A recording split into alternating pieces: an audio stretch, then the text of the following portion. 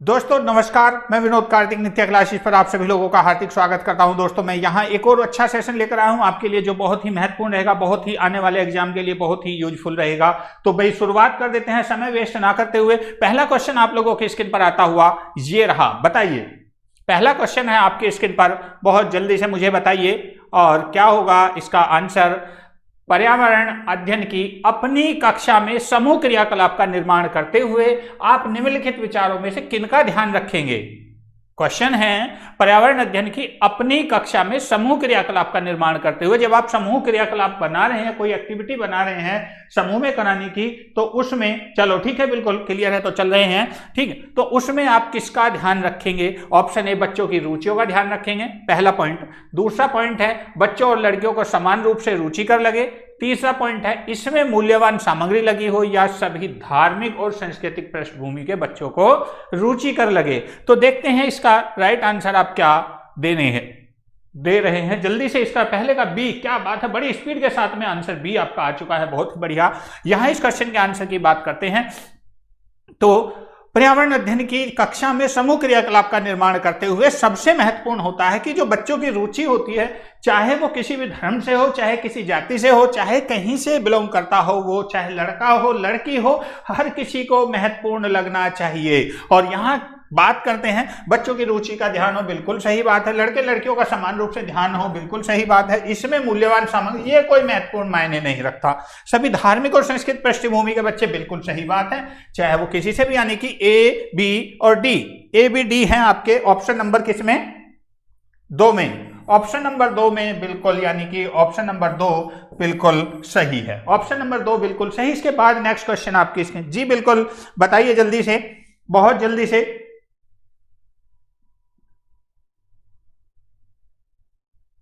बहुत बढ़िया आंसर आपका। इसके बाद नेक्स्ट क्वेश्चन आपके स्क्रीन पर आता हुआ ये रहा, निम्नलिखित सभी कथन पर्यावरण अध्ययन में सामूहिक रूप से क्रियाकलापों में संलग्न शिक्षकों और शिक्षार्थियों के पक्ष में तर्क प्रस्तुत करते हैं।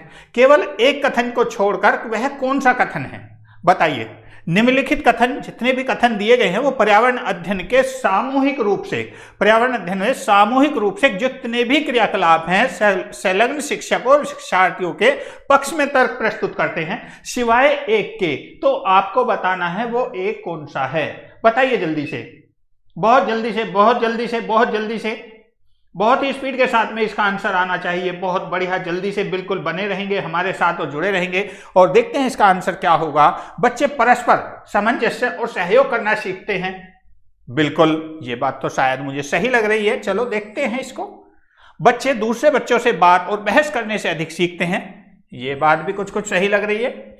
समूह क्रियाकलापों की वजह से बच्चे अंक उपलब्धि में अच्छा सुधार प्रदर्शित करते हैं, बिल्कुल ये भी सही लग रहा है मुझे कुछ कुछ, ये तो सारे सही लग रहे हैं। फिर गलत कौन सा, प्रौढ़ों के समर्थन से बच्चों को अपनी क्षमता से अधिक ज्ञान के निर्माण में सहायता मिल सकती है, ये शायद नहीं हो सकता। कमेंट्स जा रहा है भाई, हिमेश जी कमेंट्स जा रहा है, बिल्कुल सबके कमेंट्स आ रहे हैं, चिंता ना करें, बिल्कुल कमेंट्स सबके आ रहे हैं, चिंता ना करें, बिल्कुल ठीक है। और यहां इस क्वेश्चन की बात कर रहे हैं तो निम्नलिखित सभी कथन पर्यावरण अध्ययन के सामूहिक रूप से क्रियाकलापों में संलग्न शिक्षकों व शिक्षार्थियों के पक्ष में तर्क प्रस्तुत करते हैं, केवल एक कथन को छोड़कर, यानी कि परस्पर सहयोग और विचार विमर्श या बहस से बच्चों का ज्ञान वर्धन होता है, ये तो सब आप जानते हैं। और पर्यावरण अध्ययन का जो एक भाग भी है, प्रौढ़ या किसी अन्य के समर्थन से बच्चों को मनोबल प्राप्त होता है, परंतु विद्यालय पर्यावरण का भाग नहीं होता, ठीक है। परंतु ये जो है विद्यालय पर्यावरण का भाग नहीं है। तो इसका राइट आंसर, ये क्वेश्चन की बात कर रहे थे तो यहां पर्यावरण अध्ययन की बात कर रहे थे, तो इसका ऑप्शन पॉइंट जो है वो नेगेटिव में आ रहा है, इसलिए इसका यही पॉइंट गलत है और इसका यही आंसर भी है, ठीक। इसके बाद नेक्स्ट क्वेश्चन, सी नहीं होगा, इसका डी आंसर है, डी आंसर है, बिल्कुल कोई बात नहीं, कोई दिक्कत नहीं है, हो जाता है बिल्कुल। इसके बाद वह कौन सा कथन है, एक को छोड़कर, बस यही चीजें तो हमें ढूंढनी होती हैं कि क्वेश्चन में पूछा क्या है। बार बार हम इसी बात को कहते हैं कि हमें सबसे पहले यह देखना है कि क्वेश्चन को क्या पूछा गया है, किस तरीके से पूछा गया, ठीक। नेक्स्ट क्वेश्चन आपकी स्क्रीन पर यह रहा, बताइए जल्दी से इसका राइट आंसर। समूह कार्य से पर्यावरण अध्ययन कर रहे बच्चों की सामाजिक विशेषताओं के आकलन के लिए निम्नलिखित में से कौन सा उपकरण सर्वाधिक उपयुक्त होगा, आपको यह बताना है। ऑप्शन ए दत्त कार्य, ऑप्शन बी कागज पेंसिल परीक्षण, ऑप्शन सी मौखिक प्रश्न या ऑप्शन डी निर्धारण मापनियां। बताइए जल्दी से इसका राइट आंसर क्या होगा, बहुत जल्दी से, बहुत जल्दी से। भाई किसी को गुड इवनिंग जी, गुड इवनिंग, बहुत बहुत स्वागत है। अगर हिमेश जी किसी को ऑप्शन पर प्रॉब्लम आ रहा है तो मुझे बता दीजिएगा, कोई ऐसी दिक्कत नहीं है। समूह कार्य से पर्यावरण अध्ययन कर रहे बच्चों की सामाजिक व्यक्तिगत विशेषताओं के आकलन के लिए निम्नलिखित में कौन सा उपकरण सर्वाधिक उपयुक्त होगा, आपको यह बताना है। तो बहुत जल्दी से बताइए कौन सा उपकरण सर्वाधिक उपयुक्त होगा। क्या बात है, डी, डी, यहां पर डी।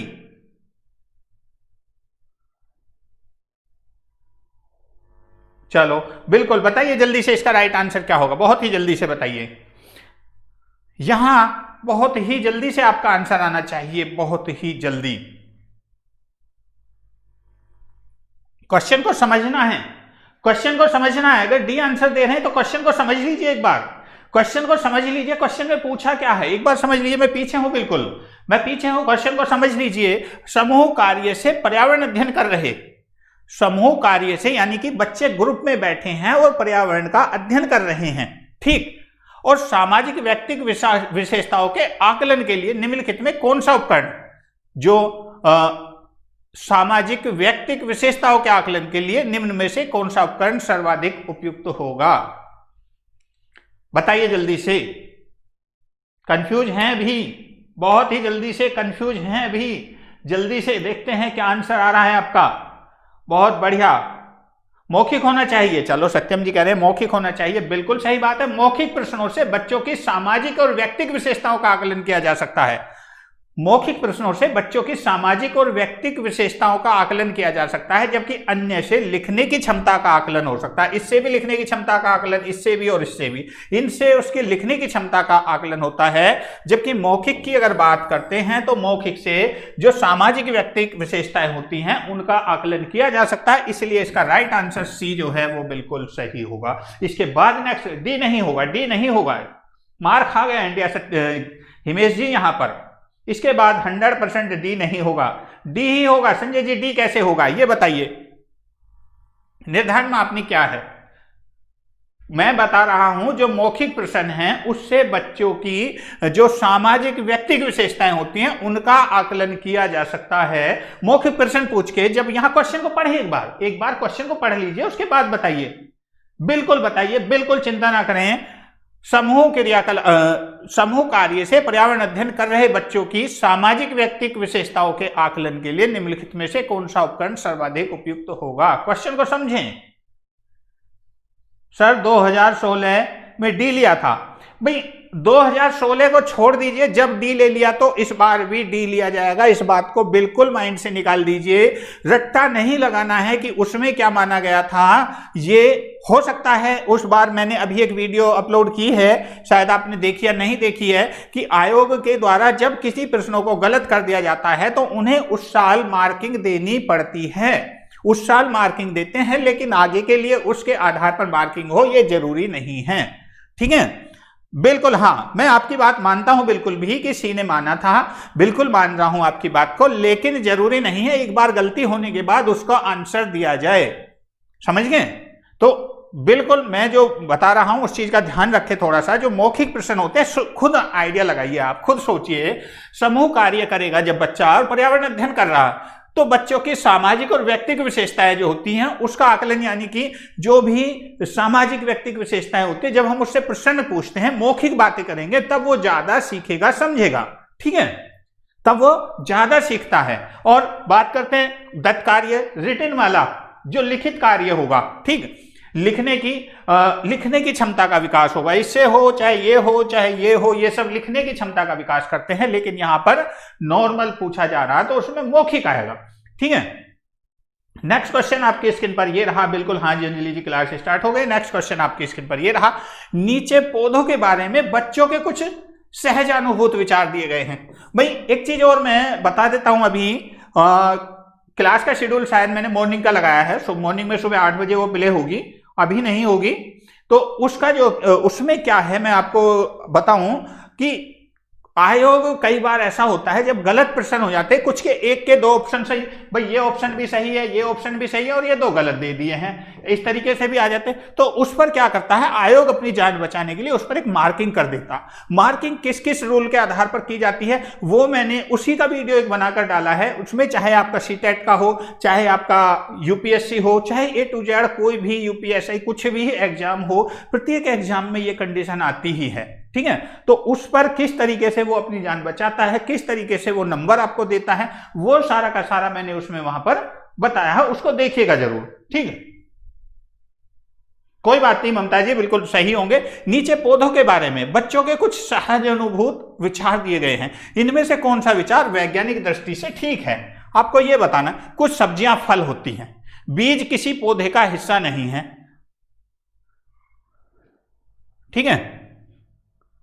गाजर और बंद गोभी पौधे नहीं है, घास पौधा नहीं है। बताइए, देखते हैं इसका क्या आंसर आता है भाई। बहुत ही जल्दी से इसका आंसर क्या होगा, बहुत ही स्पीड से आप इसका आंसर देंगे। मुझे बहुत ही बढ़िया आंसर क्वेश्चन आपके सामने, नीचे पौधों के बारे में कुछ सहज अनुभूत विचार दिए गए हैं, समझें कौन सा वैज्ञानिक दृष्टि से ठीक है। बस यहां सोचना है, हमारा वैज्ञानिक दृष्टिकोण हमें निकालना है, सही बताना है इसका। देखते हैं ए बी सी डी, क्या बात है, बिल्कुल बहुत ही बढ़िया पांडे जी, बहुत बहुत स्वागत, बहुत बढ़िया आंसर आपका ए डी, बहुत बढ़िया। बी और डी, ए बी, क्या बात है। कुछ बीज किसी पौधे का हिस्सा, बीज किसी पौधे का हिस्सा नहीं है। यहां टेक्निकल रूप से पूछा गया, यहां पूछा गया है टेक्निकल रूप से। अगर टेक्निकल या वैज्ञानिक तरीके की बात करते हैं तो बीज के द्वारा ही तो पौधा बनता है, तो वो तो हिस्सा है उसका, वो तो हिस्सा है उसका अगर बात करें। लेकिन यहां बात कर रहे हैं कुछ सब्जियां फल होती हैं, पहला पॉइंट बिल्कुल सही बात है। कुछ सब्जियां फल होती हैं, बैंगन है, टमाटर है, और क्या है?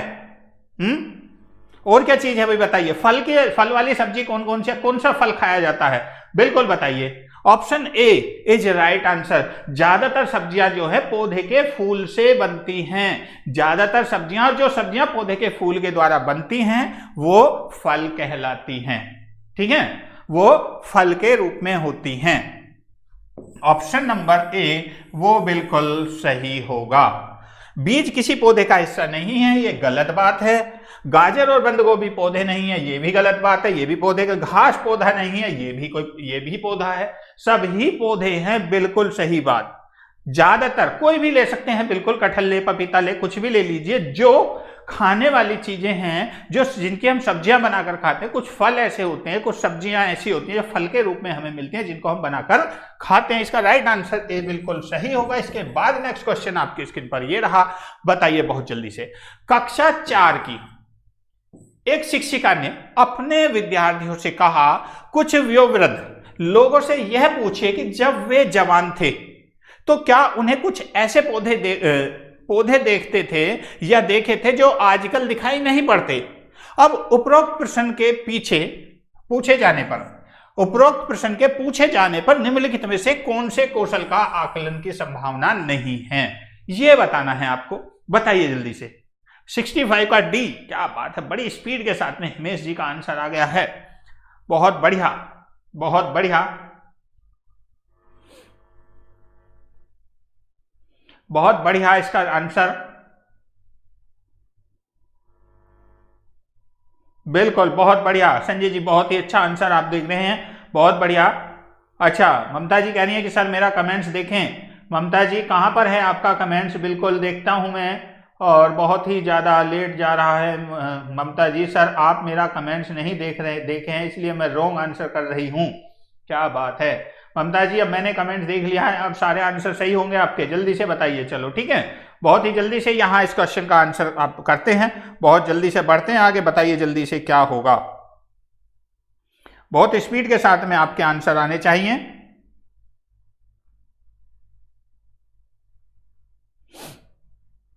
हो गया अभी क्लियर, क्लियर है ना? कक्षा 4 की एक शिक्षिका ने अपने विद्यार्थियों से कहा, अपने शिक्षार्थियों से कहा कि कुछ वयोवृद्ध लोगों से पूछे कि जब वे जवान थे तो क्या उन्होंने कुछ ऐसे पौधे देखे जो आजकल नहीं दिखाई पड़ते। उपरोक्त प्रश्न के पूछे जाने पर निम्नलिखित में से किस कौशल के आकलन की संभावना नहीं है। तो यहां पर कह रहे हैं बहुत ही जबरदस्त आंसर, बहुत ही बढ़िया आंसर डी। बिल्कुल चर्चा वहां कर रहे हैं, वहां चर्चा है। इसमें जब इसकी बात करते हैं, एमबीबीएस की बात करते हैं या सामाजिक विज्ञान की बात करते हैं तो इनमें चर्चा तो ज्यादातर होती ही होती है। ठीक, बात करते हैं प्रश्न पूछना, चर्चा भी होगी, प्रश्न भी पूछा होगा और उसका रिप्लाई भी मिलेगा। चर्चा अभिव्यक्ति जो है वो सब मिलेगी, लेकिन डी होने की संभावना नहीं है क्योंकि ये उस समय की बात की जा रही है जब वो बुजुर्ग थे और बुजुर्ग जवान थे। तो हम आज की डेट में उनसे पूछ रहे हैं तो वो प्रैक्टिकल तो वहां हो नहीं सकता। पहले देखे थे लेकिन अब नहीं है। ये पूछा है ना, ऐसे पौधे देखे जो आजकल नहीं दिखाई पड़ते, आजकल नहीं दिखाई पड़ रहे हैं, यानी कि वहां पर प्रैक्टिकल संभव नहीं है। बाकी सारी चीजें वहां पर होंगी, इसलिए इसका डी आंसर जो है वो बिल्कुल सही है क्योंकि यहां पर नेगेटिव में ही ये पूछा गया है। इसके बाद बिल्कुल बहुत बढ़िया नेक्स्ट क्वेश्चन आपकी स्क्रीन पर आता हुआ ये रहा। बताइए जल्दी से, बहुत ही जल्दी से यहां इसका आंसर दीजिए और देखते हैं क्या आंसर इसका आप लोग दे रहे हैं। बहुत स्पीड के साथ में आपका आंसर आता हुआ। एक शिक्षक प्रत्येक बच्चे को अपने घरों की रद्दी सामग्री से कुछ उपयोगी वस्तु बनाने को कहता है। शिक्षक का शैक्षिक अभिप्राय नहीं है। क्या क्या अभिप्राय नहीं हो सकता शिक्षक का? बहुत ही जल्दी से बताइए क्या नहीं हो सकता, बहुत ही जल्दी से इसका राइट आंसर। गुड इवनिंग जी, गुड इवनिंग, बहुत बहुत स्वागत सब लोगों का। बहुत ही स्पीड के साथ में आपका आंसर आना चाहिए और बहुत ही बढ़िया जबरदस्त तरीके से आप लोग आंसर कर रहे हैं। बहुत जबरदस्त और जबरदस्ती आंसर कर रहे हैं। ऐसा लग रहा है कि जबरदस्त नहीं, जबरदस्ती आंसर कर रहे हैं।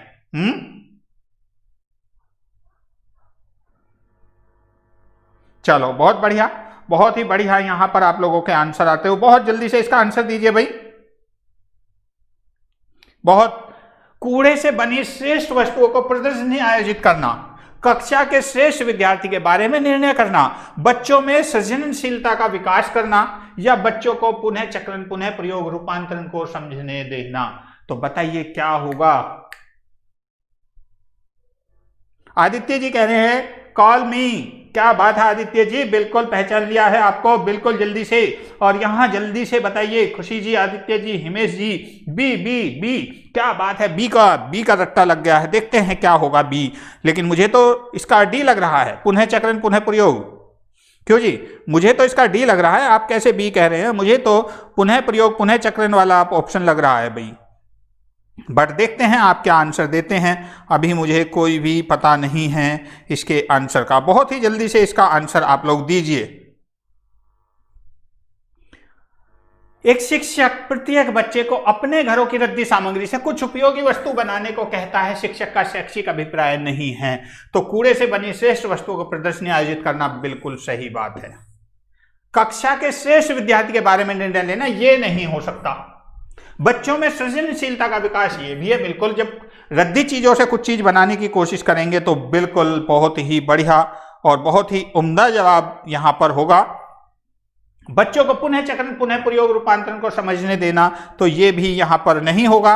और इसका अगर राइट आंसर की बात करते हैं तो इसका राइट आंसर आपका ऑप्शन नंबर 2 बिल्कुल सही कहा आप लोगों ने। बी, ऑप्शन नंबर 2 जो है वो बिल्कुल सही है। ऑप्शन नंबर 2 वो बिल्कुल सही है। और इसके बाद नेक्स्ट क्वेश्चन हमारी स्क्रीन पर आता हुआ कहां गया भाई? ये रहा आपके सामने। बफिंग हो रही है, अब बफिंग नहीं है। तृप्ति जी, अब बफिंग नहीं है। यो हनी सिंह, संजय जी ने कहा बिल्कुल हम जीत गए। और देखते हैं नेक्स्ट क्वेश्चन है। निम्नलिखित प्रश्न को पढ़िए। यह प्रश्न बहुत कंफ्यूज करता है। यह प्रश्न बहुत कंफ्यूज करता है। निम्नलिखित प्रश्न को पढ़िए। मैंने क्रियाकलाप की कितनी अच्छी योजना बनाई, मैंने योजना का अनुसरण कितना अच्छा किया, मेरी शक्तियां क्या थी, मुझे सचमुच क्या कठिन लगा। ऊपर दिए गए 4 प्रकार के प्रश्नों के उत्तरों का कौन सा उत्तर सही होगा, यह आपको बताना है। बच्चों और शिक्षकों दोनों का स्वयं आकलन, शिक्षक द्वारा समग्र आकलन, बच्चों का स्वयं आकलन या शिक्षकों का स्वयं आकलन? बताइए जल्दी से क्या होगा इसका। 67 का ए। ओहो, तृप्ति जी कह रही है कि एक भी क्वेश्चन नहीं सुन पा रही हूं मैं। बहुत ही जल्दी से यहाँ इस क्वेश्चन का आंसर दीजिए, देखते हैं क्या आंसर आप लोग दे रहे हैं। बहुत जल्दी से, बहुत ही स्पीड के साथ में आपका आंसर आता हुआ, बहुत ही जल्दी बताइए, बहुत स्पीड के साथ में आपका आंसर यहाँ पर, और जल्दी जल्दी से इसका मुझे आंसर दीजिएगा। सी ए। चलो कोई बात नहीं, कोई बात नहीं। यहां अगर इस क्वेश्चन की बात करते हैं, यहां बच्चों के अगर देखा जाए गौर से, तो सबसे पहले अगर शिक्षक की बात कर रहे हैं, सबसे पहले अगर शिक्षक की बात कर रहे हैं, मैंने क्रियाकलाप, मैंने बच्चों को काम करने के लिए कितना बढ़िया प्लानिंग के साथ में मैंने एग्जाम करने को ले दिया। मैंने, समझे पहले मेरी बात, कि मैंने बच्चों को एग्जाम करने के लिए कितने अच्छे तरीके से मैंने उनको होमवर्क दिया, मैंने योजना का अनुसरण कितना अच्छा किया, मैंने अपना जो भी प्लानिंग की थी कितनी बढ़िया बनाई कि बच्चे एकदम अटक गए उसमें। बच्चे सारे ढूंढते रह गए कि सर ने क्वेश्चन पेपर कहां से बनाया। मेरी शक्तियां क्या, मुझे तो यकीन ही नहीं था कि मैं इतना अच्छा से पेपर बना पाऊंगा, इतना बढ़िया तरीके से मैं बच्चों के लिए ये कर पाऊंगा, मुझे तो यकीन ही नहीं था। यहां बात हो रही है छात्र अध्यापक की, जब वो अध्यापक होता है, जब प्रैक्टिकल करते हैं। ठीक, मेरी शक्तियां क्या थी, मुझे सचमुच कठिन क्या लगा। वाकई में बनाया तो मैंने था, लेकिन इसमें मुझे लग रहा था कि ये टॉपिक इसका बड़ा कठिन था। पहला ये, अगर हम छात्र जो टीचर बनकर देखते हैं। दूसरा, अगर हम देखते हैं विद्यार्थी बनकर, हम अब विद्यार्थी बनकर देखते हैं, मैंने क्रियाकलाप की कितनी अच्छी, भाई जो टीचर ने प्रश्न दिए थे मुझे करने को, मैंने इतने अच्छे तरीके से तैयार किए, एकदम बिल्कुल ऐसा लगा कि बिल्कुल मस्त, मैं इतने बढ़िया तरीके से हमने अपनी तैयारी की और मैं चुटकियों में उस पेपर को सॉल्व कर दिया। ठीक, मेरी योजना का अनुसरण कितना अच्छा, जो मैंने प्लानिंग की थी कि इसमें से ये लगेगा पेपर में से, मैंने टिक करा ना क्वेश्चन पेपर से कि ये क्वेश्चन लगेंगे, वो के वही लगे। मुझे तो यकीन भी नहीं आ रहा, मुझे तो बिल्कुल पता ही नहीं था कि मैं एकदम से इतने सटीक आंसर वहां से दे दूंगा। मुझे तो भरोसा ही नहीं हुआ अपने ऊपर, मैं एग्जाम को इतनी जल्दी सॉल्व कर दूंगा। उसके बाद मुझे सचमुच कठिन क्या लगा, वाकई में जब मैं उस प्रश्न को कर रहा था मुझे कठिन कुछ लगा था, उसमें ये प्रश्न कठिन लगा था और मुझे नहीं लगा। यानी कि यहां पर बच्चों का और छात्रों का दोनों का स्वयं आकलन हो रहा है। यहां पर बिल्कुल एक को ठोको, बिल्कुल हिमेश जी ठोक दिया एक को, यानी कि यहां पर बच्चे का और बच्चे जो शिक्षक है दोनों का ही स्वयं आकलन हो रहा है। ठीक, यानी कि जो भी कथन दिया गया है उसमें शिक्षक और बच्चे दोनों का स्वयं आकलन हो रहा है। छात्रों से प्रश्न इसलिए पूछे जाते हैं ताकि अध्यापक को यह मालूम हो सके कि छात्रों ने अध्याय को कितनी अच्छी तरीके से समझा है। ठीक है, और बच्चे जब उसके महत्वपूर्ण बिंदुओं पर उसका आंसर देते हैं तो उनको भी, छात्रों को जो है अपना अनुभव होता है कि हमने इससे क्या सीखा। तो इसका प्रश्न जो होगा ऑप्शन नंबर ए वो बिल्कुल राइट आंसर होगा। ऑप्शन नंबर ए वो बिल्कुल राइट आंसर। ठीक, इसके बाद नेक्स्ट क्वेश्चन आपकी स्क्रीन पर ये रहा। जय हिंद जी, जय हिंद। बहुत जल्दी से बताइए, नेक्स्ट क्वेश्चन आपकी स्क्रीन पर ये रहा। पर्यावरण अध्ययन की पाठ्य पुस्तक में प्रयुक्त भाषा, परिभाषाओं पर बल देते हुए औपचारिक बनाई जानी चाहिए। पर्यावरण अध्ययन की पाठ्य पुस्तक में प्रयुक्त भाषा, पर्यावरण अध्ययन की पाठ्य पुस्तक में प्रयुक्त भाषा, परिभाषाओं पर बल देते हुए औपचारिक बनाई जानी चाहिए, तकनीकी और औपचारिक होनी चाहिए, बच्चों के दिन प्रतिदिन की भाषाओं से समृद्ध होनी चाहिए, या रूखी और बच्चों के द्वारा समझने में कठिन होनी चाहिए। आप को प्रश्न बनाना है, पेपर बनाना है पर्यावरण का, तो किस तरीके का आप लोग यहां पर बनाएंगे बहुत ही जल्दी से। और लग रहा है कि आज क्वांटिटी बहुत कम है, आप लोगों के पास मैसेज मेरी तरफ से भी नहीं गया है, बच्चे कुछ घूम रहे हैं आज, इसलिए नहीं मिल पा रही होगी क्लास। पर्यावरण अध्ययन की पाठ्य पुस्तक में प्रयुक्त भाषा, परिभाषाओं पर बल देते हुए औपचारिक बनाई जानी चाहिए, तकनीकी और औपचारिक होनी चाहिए, बच्चों के दिन प्रतिदिन की भाषा से समृद्ध होनी चाहिए, रूखी और बच्चों के द्वारा समझने में कठिन होनी चाहिए। लेकिन मैं आपको बता देता हूं, जो भी पर्यावरण अध्ययन की जो भी पाठ्य पुस्तक की भाषा होती है वो बिल्कुल समझने योग्य होनी चाहिए। उसके अंदर ऐसे शब्दों का प्रयोग करना चाहिए, उसके अंदर ऐसे शब्दों का प्रयोग करना चाहिए जो हम आम बोलचाल में दिन पर दिन करते हैं। बिल्कुल सी बिल्कुल सही कहा, बच्चों के दिन प्रतिदिन की भाषा से समृद्ध होनी चाहिए। बहुत ही बढ़िया आंसर, बिल्कुल राइट आंसर आपका ऑप्शन नंबर सी। ठीक है, किसी भी पाठ्य पुस्तक की जो भाषा है सरल होनी चाहिए, समझने योग्य होनी चाहिए और उसमें ऐसे शब्दों का प्रयोग होना चाहिए जो दिन प्रतिदिन की बोले जाने वाली भाषा है उससे समृद्ध होनी चाहिए। बिल्कुल। इसके बाद नेक्स्ट क्वेश्चन आपके स्क्रीन पर ये रहा, बताइए जल्दी से क्या होगा आपका आंसर, बहुत जल्दी से बताइए। एक शिक्षक अपने विद्यार्थियों को विभिन्न पशुओं के चित्र देता है और उन पशुओं पर रंग भरने को कहता है जो हमारे घरों में नहीं रहते। इस क्रियाकलाप का क्या उद्देश्य है, बताइए। एक शिक्षक अपने विद्यार्थियों को विभिन्न पशुओं के चित्र देता है, चित्र दे दिए हैं आपको, जैसे ड्राइंग करते हैं बच्चे, और उन पशुओं पर रंग भरने को कहता है जो हमारे घरों में नहीं रहते। इस क्रियाकलाप का क्या उद्देश्य है? सृजनात्मकता का विकास करना, अवलोकन का विकास करना, वर्गीकरण कौशल का विकास करना, डाटा संग्रह विकसित करना, या उपरोक्त में से कोई नहीं या सभी? बताइए जल्दी से, बहुत ही बढ़िया, जल्दी से।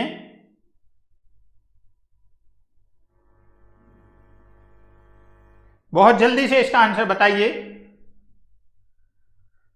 कोई दिक्कत नहीं है, बिल्कुल चिंता ना करें। अगर आपको मेरी वॉइस समझ नहीं आ रही हो तो क्वेश्चन आपके सामने होता है, बिल्कुल उसको पढ़कर आप आंसर दे सकते हैं, मैं बिल्कुल साइड में हूं। और यहां इस क्वेश्चन की बात करते हैं। एक शिक्षक अपने विद्यार्थियों को विभिन्न पशुओं के चित्र देता है और उन पर रंग भरने को कहता है जो हमारे घरों में नहीं रहते। इस क्रियाकलाप का क्या उद्देश्य है?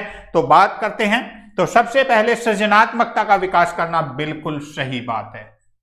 सबसे पहला पॉइंट सृजनात्मकता का विकास करना, वो बिल्कुल सही। अवलोकन का विकास करना, अवलोकन का विकास करना, क्योंकि जब वो उसमें रंग भरेंगे तो उसमें देखेंगे भी और जानेंगे भी। तो यहां पर इसका अवलोकन ऑप्शन नंबर बी जो है, कथन दूसरा जो है, ये भी सही लग रहा। तीसरा वर्गीकरण कौशल का विकास करना, अगर बात करते हैं तो यहां पर वर्गीकरण कौशल शायद नहीं होगा, या हो सकता है। वर्गीकरण कौशल का विकास करना भी होता है, लेकिन डाटा संग्रह करना नहीं हो सकता, इसको डाटा संग्रह नहीं कहा जा सकता। इसका सी बिल्कुल सही कहा आपने। अच्छा, हट जाएं, चलो जी, बिल्कुल इसको डाटा संग्रह नहीं कहा जा सकता। इसका राइट आंसर आपका ऑप्शन नंबर सी, वो बिल्कुल सही है। बिल्कुल, चलो हट जाता हूं मैं, बिल्कुल साइड रहूंगा, चिंता ना करें। अब नहीं सामने आऊंगा भाई किसी के। अब मैं अपना मुंह छिपा लेता हूं, ठीक है। बताइए जल्दी से, बिल्कुल दिख रहा है ना? रुको एक सेकंड भाई, मुझे लग रहा है कि जूम ज्यादा करना पड़ रहा है। हाँ, अब हो जाएगा। जब दिखाई देने में थोड़ा दिक्कत हो रही थी, अब दिख जाएगा। बिल्कुल, अब बताइए, ठीक है। बहुत जल्दी से, बहुत ही जल्दी से बताइए, जल्दी से। पर्यावरण अध्ययन के पाठ्यक्रम जिसे 6 उप विषयों के चतुर्दश निर्मित किया गया है। हिमेश जी, आपके सारे कमेंट्स दिख रहे हैं, मुझे सारे कमेंट्स दिख रहे हैं, चिंता ना करें, बिल्कुल सब कुछ आ रहा है। कमेंट्स लंबा नहीं जा रहा है, ठीक कीजिए।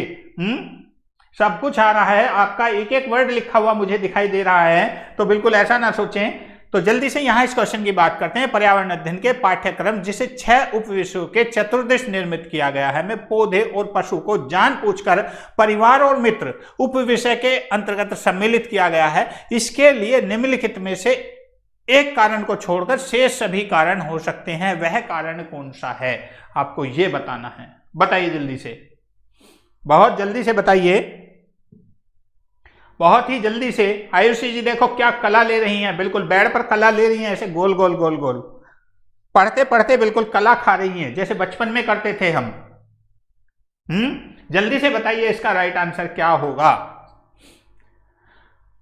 विद्यार्थियों को विज्ञान के दृष्टिकोण से पौधों को और पशुओं को समझने में सक्षम बनाना, सामाजिक और सांस्कृतिक संदर्भ में पौधों और पशुओं के स्थान पर निर्धारित करने में विद्यार्थियों को सहायता करना, इस बात को उभारना कि किस प्रकार मनुष्य एक दूसरे से घनिष्ठ संबंधों का साझा करते हैं, और इस बात को उभारना कि किस प्रकार कुछ समुदाय के जीवन और आजीविकाएं विशेष पशुओं या पौधों से घनिष्ठ रूप से जुड़े हैं। बताइए जल्दी से इसका राइट आंसर क्या होगा। देखते हैं क्या आंसर दे रहे हैं। सी सी सी सी ए सी, जितेंद्र जी ने कहा ए है, बाकी सब सी के साथ जा रहे हैं, क्या बात है। बिल्कुल, बहुत जल्दी से बिल्कुल बताइए, सब सी के साथ जा रहे हैं, बहुत बढ़िया, बहुत ही बढ़िया, बहुत ही जबरदस्त आंसर आपका आता हुआ। क्वेश्चन को समझें, क्वेश्चन को एक बार फिर पढ़ ले, मेरे कहने से क्वेश्चन को पढ़ ले भाई, मैं पीछे हूं बिल्कुल, क्वेश्चन को पढ़ लें। डी भी आ गया आंसर, क्या बात है, डी भी आ गया, बहुत बढ़िया। देख रहे हैं किसका क्या आता है, पर्यावरण अध्ययन के पाठ्यक्रम जिसे 6 उपविषयों के चतुर्दिश निर्मित किया गया है। समझिए, पौधे, पशु, इनको जानबूझकर परिवार और मित्र के उपविषय के अंतर्गत सम्मिलित किया गया है। पौधे और पशुओं को परिवार और मित्र उपविषय के अंतर्गत सम्मिलित किया। इसके लिए निम्नलिखित में से क्या कारण हो सकता है, क्यों? कोई सा एक कारण को छोड़कर शेष सभी कारण हो सकते हैं, आपको यह बताना है। विद्यार्थियों को विज्ञान के दृष्टिकोण से पौधों और पशुओं को समझाने में सक्षम बनाना, सामाजिक और सांस्कृतिक संदर्भ में पौधे और पशुओं के स्थान निर्धारित करने में विद्यार्थियों की सहायता करना। तो इसका राइट आंसर देख रहे हैं क्या होगा, किसी ने बताया था कभी तक? बहुत जल्दी से, नमस्कार जी, नमस्कार एजुटेक ग्राम जी, बहुत बहुत स्वागत है। बहुत जल्दी से देख रहे हैं इसका राइट आंसर क्या होगा, जल्दी से, मुझे अभी आंसर नहीं मिला है आप लोगों का। विद्यार्थियों को विज्ञान के दृष्टिकोण से पौधे और पशुओं को समझने में सक्षम बनाना और अन्य क्रियाकलापों की भांति पौधे और पशु को परिवार और मित्र विषय के अंतर्गत सम्मिलित करने का कारण नहीं हो सकता। विद्यार्थियों में वैज्ञानिक दृष्टिकोण को विकसित करने और उसे समझने का प्रयास किया गया है। समझ गए? तो इसका राइट आंसर जो होगा ऑप्शन नंबर ए। बहुत देर से कर रहे हैं, क्या नाम है आपका, हिमेश जी, सबसे ज्यादा ए भेज रहे हैं, उन्हीं का ही सही है। केवल यहां नेगेटिव में पूछा है, एक को छोड़कर शेष सभी कारण हो सकते हैं, यानी कि एक गलत है, सब सही है, ये पूछा है क्वेश्चन में। और मैं जब ही बोल रहा था कि एक बार देख लीजिएगा, क्वेश्चन को पढ़ लीजिएगा, इसलिए कंफ्यूज थे। बी नहीं होगा, इसका बी नहीं होगा, क्योंकि बी सही आंसर है। बी सही है, सी भी सही है और डी भी सही है, ये सभी सही है केवल एक को छोड़कर, क्योंकि पर्यावरण अध्ययन के जो शिक्षण अधिगम है, पर्यावरण अध्ययन में 6 उपविषयों को इनको रखा गया है, इसमें विद्यार्थी को विज्ञान के दृष्टिकोण से पौधे और पशुओं को समझने में सक्षम बनाना, ये नहीं हो सकता। ठीक है, क्लियर? क्लास का टाइम डेली 9 बजे होता है। भाई कहां लिखता हूं मैं, चलो नेक्स्ट शीट पर लिखूंगा अभी। ठीक है, क्लास मेरी डेली रात को 9 बजे होती है, एंड में भी मैं बता दूंगा आपको, डेली 9 PM पर, ये डेली 9 PM पर होती है। 9 PM पर डेली चलती है ये क्लास। ठीक है, बिल्कुल, क्या बात है, क्या बात है। अरुषि जी फिर कला खा गई हैं एक बार, भाई क्या बात है, आज क्या चक्कर है अरुषि जी, कला खा खा कर ज्यादा बेड से नीचे ना लुढ़क जाना अरुषि जी, जल्दी से। और यहां इस क्वेश्चन की बात करते हैं, पर्यावरण अध्ययन के शिक्षण अधिगम में सर्वेक्षण का उद्देश्य क्या है? पर्यावरण अध्ययन में शिक्षण अधिगम में सर्वेक्षण का उद्देश्य क्या है? ऑप्शन ए, पहले कथन, समुदाय के साथ अन्योन्य का अवसर प्रदान करना। बी, बच्चों को विभिन्न लोगों के प्रति संवेदनशील बनाना। सी, सूचना को प्रत्यक्ष प्राप्त करने का अवसर प्रदान करना। या डी, आकलन के एक अवसर के रूप में इनका प्रयोग करना। या डी, उपरोक्त में से कौन सही है, ये बताना है आपको। बहुत ही जल्दी से बताइए, बहुत ही जल्दी से इसका राइट आंसर बताइए क्या होगा 71 का। बहुत ही बढ़िया,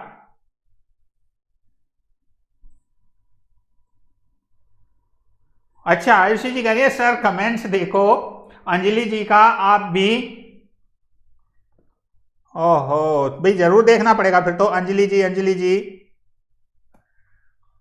भाई क्या कहा अंजलि जी ने, भाई अंजलि जी का कमेंट्स ऊपर चला गया है, चलो बिल्कुल देखते हैं अंजलि जी दोबारा भेजिएगा। बी, चलो बहुत बढ़िया, बिल्कुल बहुत ही बढ़िया। यहाँ पर ABCD ऑप्शन बी, सर्वेक्षण का उद्देश्य अवसर प्रदान करना, यानी कि ये बिल्कुल सही बात है। ABCD इसके सारों ही पर्यावरण अध्ययन के शिक्षण के अधिगम में सर्वेक्षण के जो उद्देश्य होते हैं वो कई होते हैं, जैसे बच्चों को विभिन्न लोगों के प्रति संवेदनशीलता बनाना, समुदाय के साथ जो अन्योन्य क्रिया होती है उसका अवसर प्रदान करना, आकलन के एक अवसर के रूप में इनका उपयोग करना। तो ये सभी जो हैं इसके पॉइंट सही हैं। ए भी सही है, बी भी सही है, सी भी सही है और डी भी सही है। इसीलिए इसका राइट आंसर जो होगा आपका ऑप्शन नंबर बी वो बिल्कुल सही होगा। ऑप्शन नंबर बी जो है वो बिल्कुल सही होगा। इसके बाद नेक्स्ट क्वेश्चन आपकी स्क्रीन पर ये रहा। बहुत जल्दी से देखते हैं इसका राइट आंसर क्या होगा भाई। हाँ, आगे आने वाले क्वेश्चन समझिएगा थोड़ा सा। आगे आने वाले क्वेश्चन नीचे ये चार, एक पोएम के जैसे पोएम के पार्ट्स होते हैं, 4 पॉइंट दिए गए हैं। पानी गुम हो गया, कटोरे में पानी सोख लिया, आग ने पानी पी लिया, भगवान ने पानी पी लिया।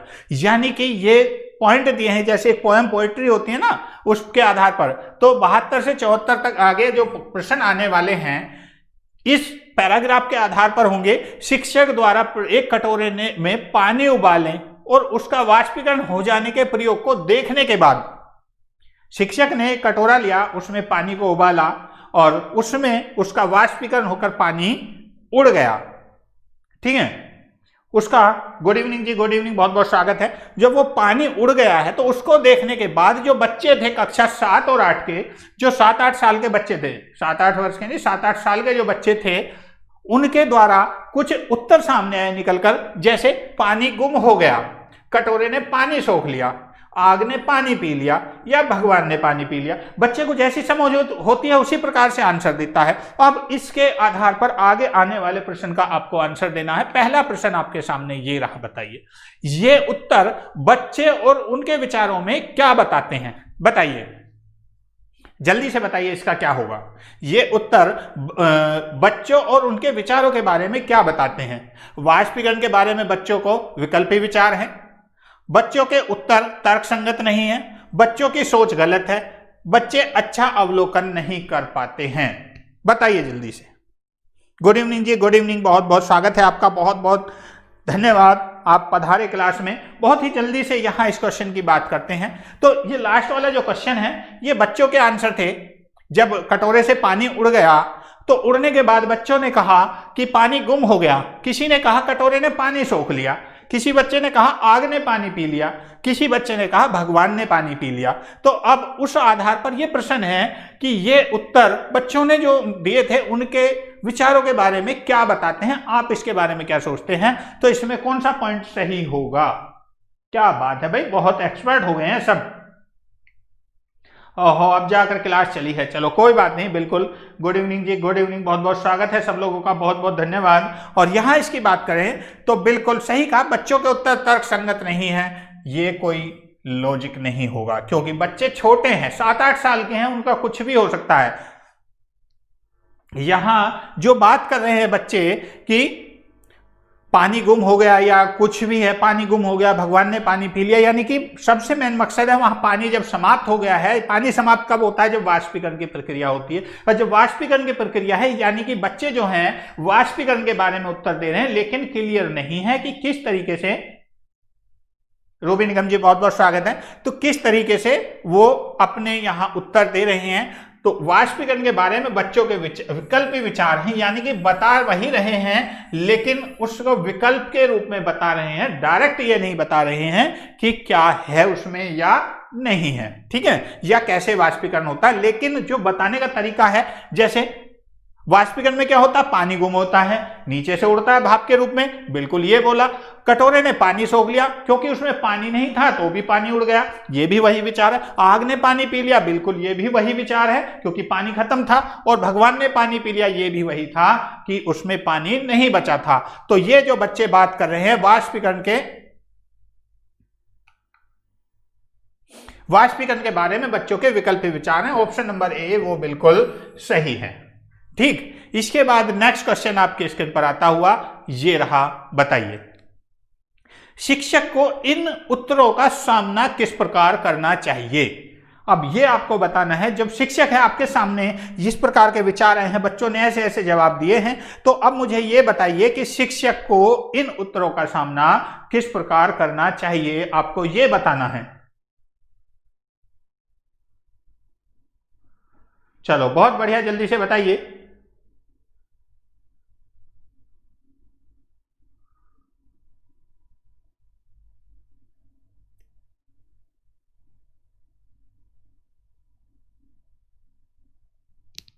चलो बहुत बढ़िया, बहुत ही जल्दी से यहां इसका आंसर देखते हैं।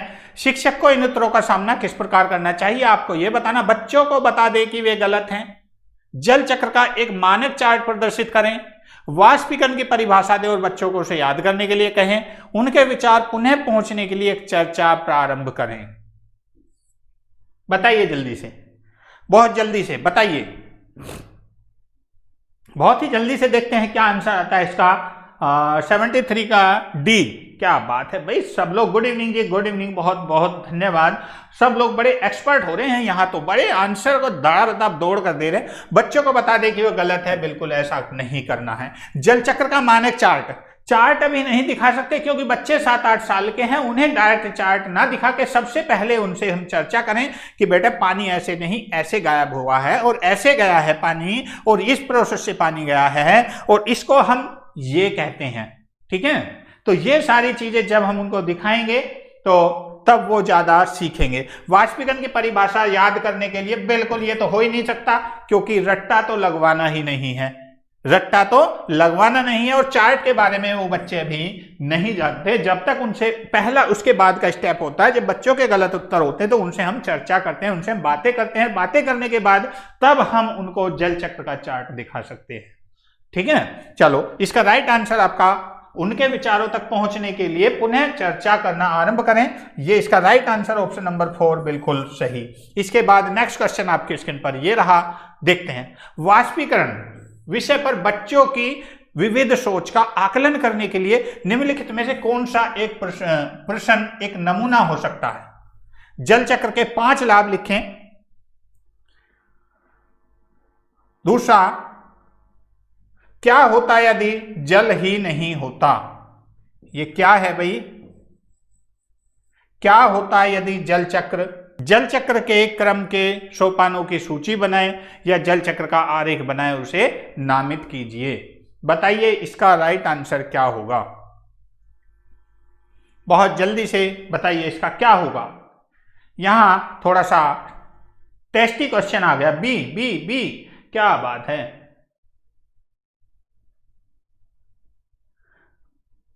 भाई क्लास को चिंता ना करें, नित्या क्लासेज पर जाइए, नित्या क्लासेज को ढूंढ लीजिए। जब आप डेली क्लास लेते हैं और आपके पास नोटिफिकेशन नहीं आता है तो आप डायरेक्ट क्लास पर जाइए और क्लास पर क्लिक करेंगे तो वहां वीडियो में जाइए और वीडियो पर देख लीजिएगा, कोई ना कोई क्लास चलती हुई आपको मिलेगी।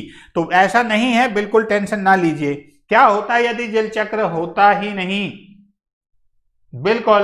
और यहां इस क्वेश्चन के आंसर की बात करते हैं, क्या होता है यदि जल चक्र होता ही नहीं, क्योंकि यह विश्लेषण की विधि है। यहां अगर बात कर रहे हैं विश्लेषण की विधि है जिससे छात्र स्वयं सूक्ष्म अवलोकन के आधार पर इस बात की खोज करता है कि समस्या को हल करने के लिए कौन कौन सी आवश्यक मालूम बातें होनी चाहिए। ठीक है, तो इसका राइट आंसर आपका बिल्कुल सही, बहुत ही बढ़िया आपने दिया है, बिल्कुल बहुत बढ़िया आप लोगों का आंसर आता हुआ। इसके बाद नेक्स्ट क्वेश्चन आपके सामने ये रहा, बताइए निम्नलिखित में से कौन से राज्य जम्मू और कश्मीर के पड़ोसी राज्य हैं। बताइए जल्दी से, निम्न में से कौन से राज्य जम्मू और कश्मीर के पड़ोसी राज्य हैं। ऊपर उत्तर, जरूरत पड़े तो याद कर लीजिएगा, दक्षिण, पश्चिम पीछे, पूर्व आगे। ध्यान कर लीजिएगा, मैं बार बार इसको रट्टा लगवा दे रहा हूं, जब भी मैं कभी ऐसा क्वेश्चन आता है तो आपको ये जरूर बता, ऊपर उत्तर, उत्तर ऊपर, ऊपर से उत्तर। देखते हैं क्या इसका 75 का बी, बहुत बढ़िया, बहुत ही बढ़िया। यहां निम्नलिखित में से कौन से राज्य जम्मू और कश्मीर के पड़ोसी राज्य हैं, बता रहे हैं हिमाचल प्रदेश और पंजाब। हिमाचल प्रदेश, उत्तर प्रदेश, उत्तराखंड या राजस्थान, हिमाचल प्रदेश और उत्तराखंड। तो यहां बिल्कुल आप लोग दे रहे हैं, हो सकता है क्या आंसर है आपका, मुझे तो अभी पता नहीं है, बट मैं आपको मैप दिखा देता हूं, ये देख लीजिए। क्वेश्चन में पूछा है जम्मू और कश्मीर के पड़ोसी राज्य, जम्मू और कश्मीर के पड़ोसी राज्य, और जम्मू और कश्मीर के पड़ोसी राज्य कौन कौन से हैं। एक तो आपका ये रहा, हिमाचल प्रदेश है, पंजाब है, उत्तराखंड उससे नीचे आ गया है, और ये हरियाणा उससे नीचे आ गया है। तो यहां देख लिए हिमाचल प्रदेश और पंजाब ही ऐसे हैं, या फिर दूसरा साइड में दूसरी चीजें हैं। ठीक है, तो यहां हिमाचल प्रदेश और पंजाब ऑप्शन नंबर 2 में आपके सामने है। हिमाचल प्रदेश और पंजाब आपके सामने है।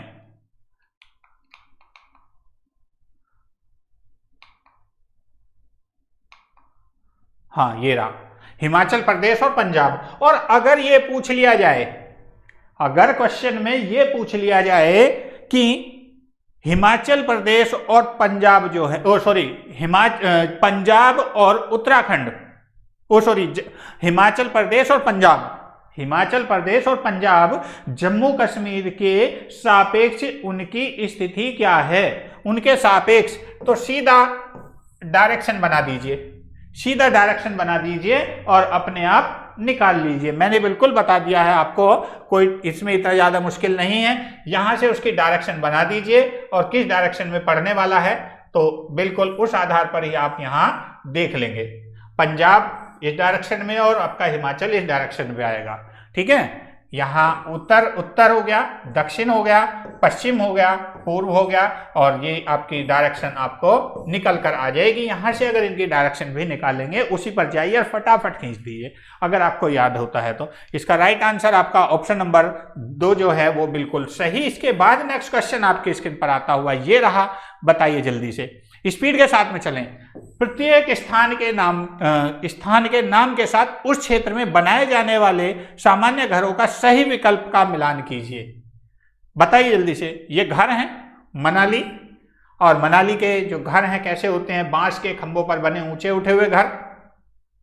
ये उल्टा लिख दिया है भाई, ये घर इधर आना था और स्थान इधर जाना था, ये ऐसे हैं, इंटरचेंज समझ लेना। राजस्थान है पत्थर या लकड़ी के बने ढालू छतें, आसाम है हाउस बोट, लद्दाख है मिट्टी के घर जिनकी छतें कटीली झाड़ियों से छाई होती हैं। अब नीचे ऑप्शन दिए गए हैं, जल्दी से इसका राइट आंसर बताइए क्या होगा। बहुत ही ज्यादा क्या हुआ, फिर नेट की प्रॉब्लम आ रही है भाई, बहुत जल्दी से, बहुत ही स्पीड से। आज क्लास नहीं मिल रही है, बहुत ज्यादा दिक्कत हो रही है, पता नहीं क्या हो रहा है, आज क्लास बहुत मुश्किल से मिल पा रही है। बहुत बढ़िया, जल्दी से बताइए क्या बात है भाई, यहां तो बहुत कुछ बट रहा है, हम ही ध्यान नहीं देते क्लास पर। बहुत जल्दी से बताइए। प्रत्येक स्थान के नाम के साथ उस क्षेत्र में बनाए जाने वाले सामान्य घरों का सही विवरण का मिलान कीजिए, आपको ये बताना है। और यहां देखते हैं तो क्या होगा। मनाली में क्या होता है, पत्थर या लकड़ी के बने ढालू छतों वाले घर, पत्थर या लकड़ी के बने ढालू छतों वाले घर मनाली के साथ में, यहां मनाली के साथ में मनाली। राजस्थान में क्या होता है, राजस्थान में मिट्टी के घर जिनकी छतें कटीली झाड़ियों की होती हैं। राजस्थान में मिट्टी के घर जिनकी छतें कटीली झाड़ियों की छाई होती हैं। तीसरी बात करते हैं आसाम में क्या है, बांस के खंभों पर बने हुए ऊंचे उठे हुए घर होते हैं आसाम में, यानी कि आसाम ये आ गया यहां। आगे क्या बचता है, उसके बाद में क्या बचता है, लद्दाख, और लद्दाख तो आप जानते ही हैं, पत्थर के बने हुए घर हैं, फर्श और छतें लकड़ी की बनी होती हैं। तो ये इसके सामने पॉइंट नंबर 5, ठीक है। और इसका राइट आंसर अगर देखते हैं इसमें 1 2 3, तो बिल्कुल इसका राइट आंसर आपका ऑप्शन नंबर 3 वो बिल्कुल सही होगा। ऑप्शन नंबर 3 वो बिल्कुल सही है। इसके बाद नेक्स्ट क्वेश्चन आपके स्क्रीन पर आता हुआ ये रहा, बहुत जल्दी से बताइए क्या हुआ, बहुत ही जल्दी से। नेक्स्ट क्वेश्चन आपके सामने है, पशुओं की त्वचा पर विभिन्न पैटर्न डिजाइन उसकी जलवायु के कारण होते हैं जिसमें वे रहते हैं, उसके शारीरिक शक्ति को इंगित करते हैं, परावर्तित प्रकाश के कारण, या उनकी त्वचा पर बालों के कारण होते हैं। बहुत ही जल्दी से बताइए, बहुत ही जल्दी से बताइए और इसका राइट आंसर क्या होगा ये आपको बताना है। पशुओं की त्वचा पर जो पैटर्न से डिजाइन बने हुए तो उस जलवायु के कारण होते हैं जिसमें वे रहते हैं, उनके शारीरिक शक्ति को इंगित करते हैं, ये तो नहीं हो सकता। परावर्तित प्रकाश के कारण होते हैं, ये भी नहीं हो सकता। उनकी त्वचा पर बालों के कारण होते हैं, या 77 का डी। बहुत कंफ्यूजन है इस क्वेश्चन में भी। इस क्वेश्चन में बहुत कंफ्यूजन है। इस क्वेश्चन में बहुत ज्यादा कंफ्यूजन है। ये डिजाइन जो होते हैं, अब डिजाइन किस तरीके के डिजाइन की बात की जा रही है, ये यहां क्वेश्चन थोड़ा कंफ्यूज करता है। इसका क्वेश्चन को समझें और समझकर आंसर दीजिएगा।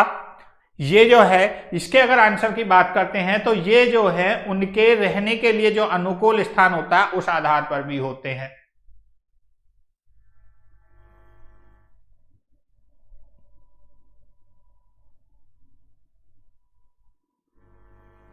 क्या होगा इसका?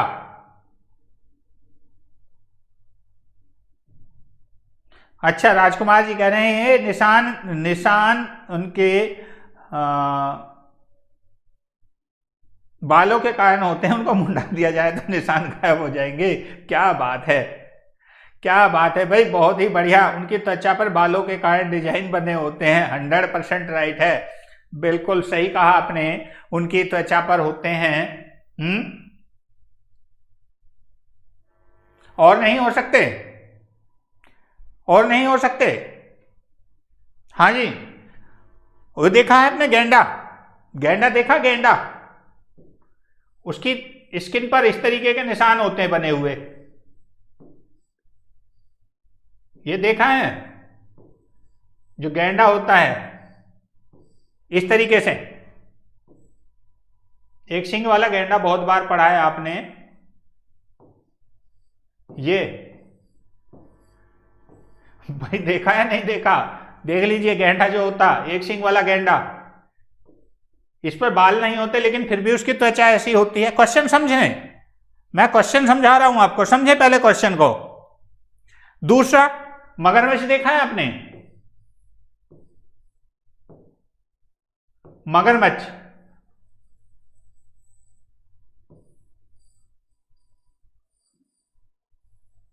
मगरमच्छ देख लीजिए, मगरमच्छ देखा है? मगरमच्छ की त्वचा पर इस तरीके के डिजाइन बने हुए होते हैं।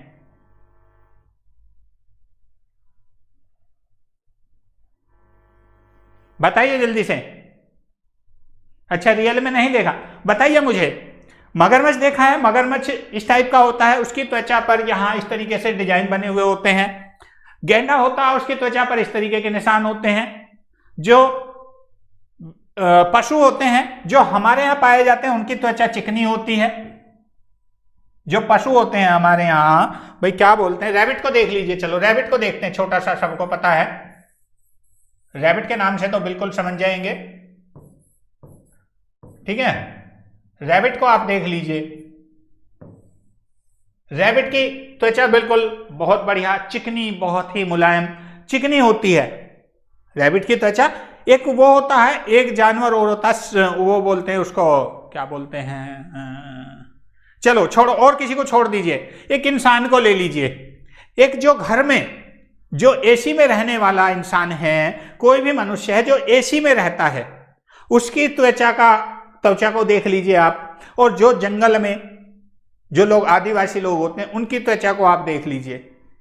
बताइए अब क्या हो, अब क्या आंसर दे सकते हैं? एनसीईआरटी में बालों के कारण लिखा हुआ है, इसलिए हम सर आंसर ही बताते हैं। क्या बात है भाई, मैं आपकी ही बात कर रहा हूं, मैं गलत नहीं कह रहा हूं, मैं आप लोगों को ही बता रहा हूं। समझिए बात को, बात समझने की कोशिश करें जो मैं बता रहा हूं।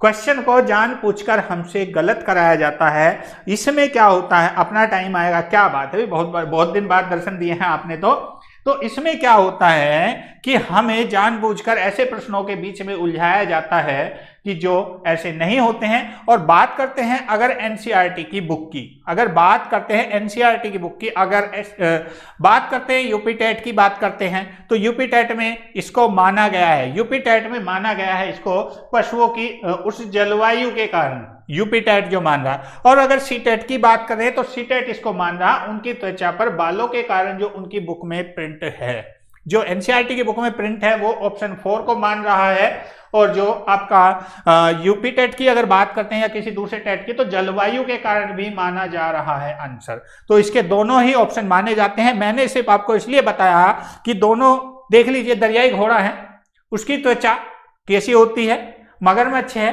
गैंडा है, इस तरीके से। तो यहां जो पूछा गया है, पशुओं की त्वचा पर जो पैटर्न डिजाइन बने हुए होते हैं, ये किस कारण से होते हैं, वो अब गैंडे को ध्यान में रखकर उन्होंने इस प्रश्न को बनाया है, या किसी रैबिट को ध्यान में रखकर बनाया है, या गिलहरी को ध्यान में रखकर बनाया है, गिलहरी या चूहे। आप ध्यान जाता है आपका डिजाइन पर जाता है सिर्फ उस पर गिलहरी पर, आपका ध्यान सीधा जाता है गिलहरी पर जाता है, जेब्रा पर जाता है। आप उन चीजों को देखकर इसका आइडिया लगा रहे हैं, उस चीज को देखकर हम जो है एनसीईआरटी जो उस चीजों को देखकर यहां पर इस क्वेश्चन का आंसर दे रहा है। ठीक है, चलो। अच्छा, अंजलि जी क्या नहीं, अंजलि जी इस आपको मानना मैं बता देता हूं, अगर सी टेट में पूछा जा रहा है तो बालों के कारण लिख दीजिए, और अगर यूपी टेट में पूछा जा रहा है तो आपको उसके जो जलवायु है वहां पर उसकी जलवायु के कारण आपको लिखिए, तब ही जाकर आपको मार्क्स मिल पाएगा, वरना ये कंफ्यूज में ही पड़ा रहेगा। ठीक है, आंसर दोनों ही सही है, गलत कुछ नहीं है, क्योंकि जलवायु के कारण जो कुछ ऐसे जीव होते हैं, जलवायु के कारण उनके गुणों के कारण, उनकी अनुकूलता के कारण, उनके अनुकूलन गुणों के कारण जो उनके त्वचा पर डिजाइन पाए जाते हैं। जैसे गैंडा को जो बहुत ताकतवर जो जहां रहता है, आयोग भी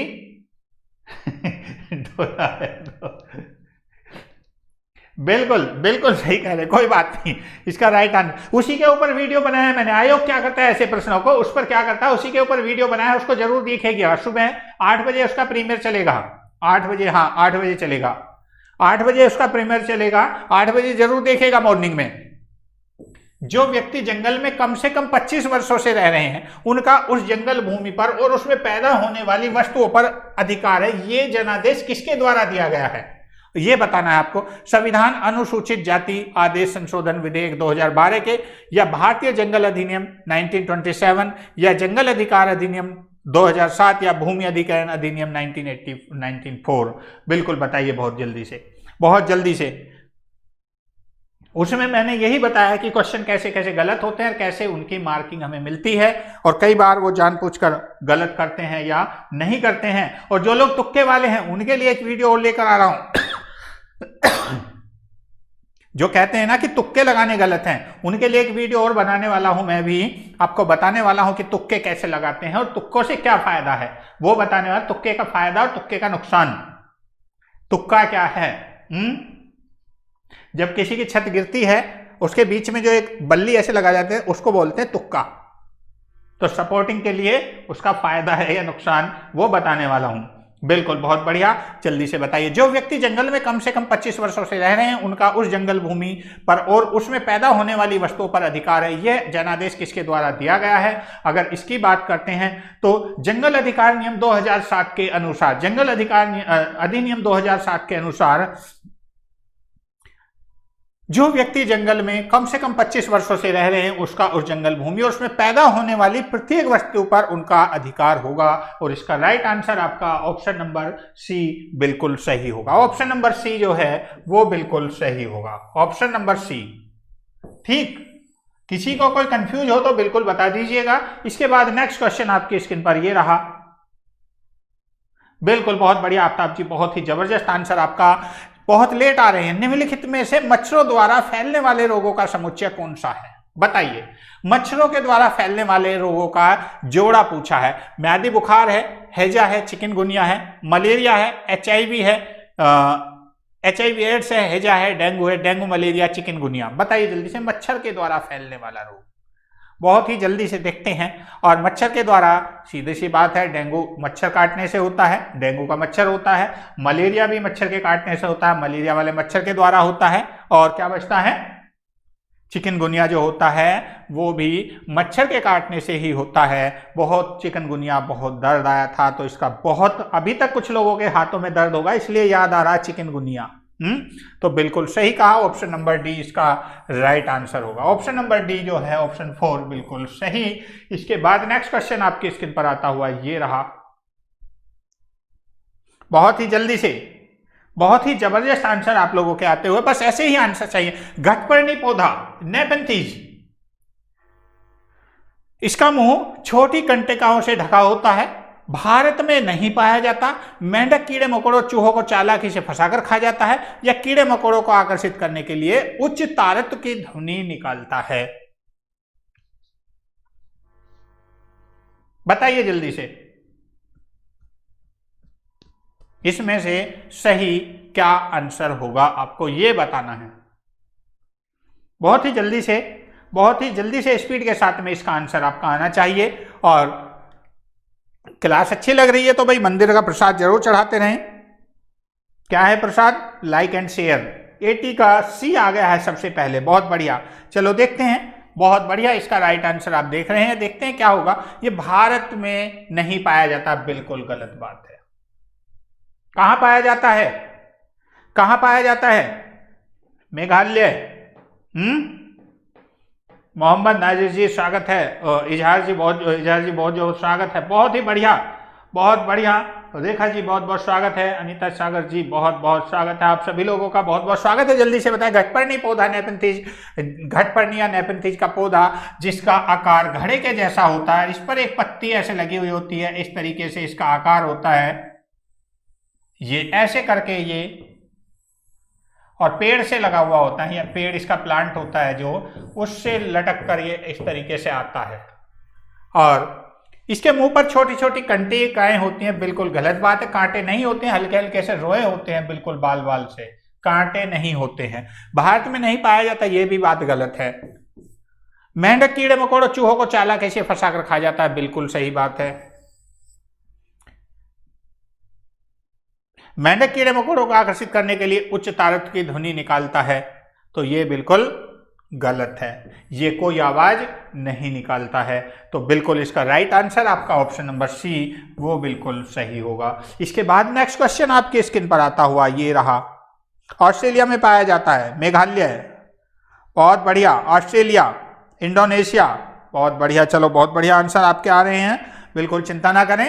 नेक्स्ट क्वेश्चन आपके स्क्रीन पर आता हुआ ये रहा, बताइए जल्दी से। नीचे दिए गए खाद्य पदार्थों के किस समुच्चय में लौह तत्व प्रचुर मात्रा में होता है? बताइए जल्दी से। आंवला पालक गुड़, आंवला पालक आलू, आंवला आलू टमाटर, या बंद गोभी भिंडी गुड़? बताइए जल्दी से, किस में आयरन सबसे प्रचुर मात्रा में पाया जाता है? बहुत ही स्पीड के साथ में आपका आंसर आने चाहिए। नीचे दिए गए खाद्य पदार्थों के किस समुच्चय में लौह तत्व प्रचुर मात्रा में होता है, आपको यह बताना है बहुत ही जल्दी से। आंवला पालक गुड़, आंवले में आयरन पाया जाता है, पालक में बताइए। अरे भाई बताइए, बहुत जल्दी से।